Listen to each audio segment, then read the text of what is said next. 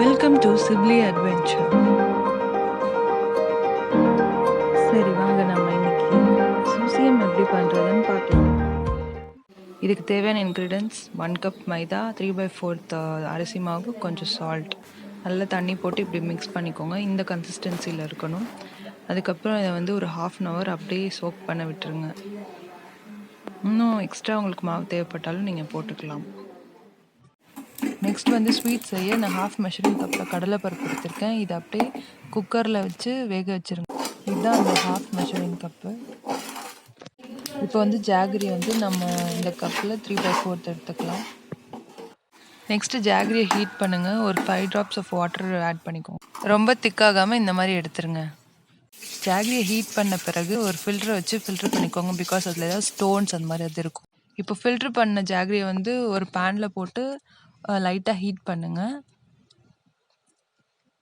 அப்புறம் வந்து கொஞ்சம் கிரேட்டட் கோகனட் ஆட் பண்ணிக்கோங்க. இன்னும் கொஞ்சம் கூட ஆட் பண்ணிக்கலாம் நிறையா. நெக்ஸ்ட் வந்து நான் வேக வச்ச அந்த பருப்பை வந்து கடலைப்பருப்பு வேக வச்சது வந்து நான் போடுறேன். போட்டுட்டு நல்லா வந்து மிக்ஸ் பண்ணிக்கோங்க.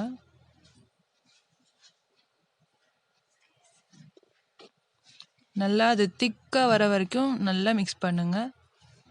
மிக்ஸ் பண்ணிகிட்டே இருந்தால் தான் லைட்டாக சால்ட் ஆட் பண்ணிக்கோங்க.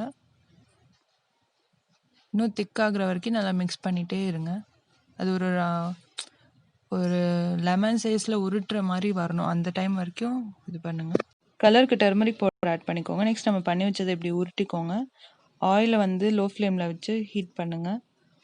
நெக்ஸ்ட் வந்து இந்த மாதிரி ஃபுல்லாக உருட்டி வச்சுக்கோங்க. அதை அந்த மாவில் டிப் பண்ணதை வந்து அப்படியே ஆயிலில் போடுங்க. ஃபைனலி சுயம் ரெடி ஆயிடுச்சு. லைக் பண்ணுங்கள், ஷேர் பண்ணுங்கள், மறக்காமல் எங்கள் சேனலை சப்ஸ்கிரைப் பண்ணுங்கள். தேங்க்யூ ஃப்ரெண்ட்ஸ், பாய்.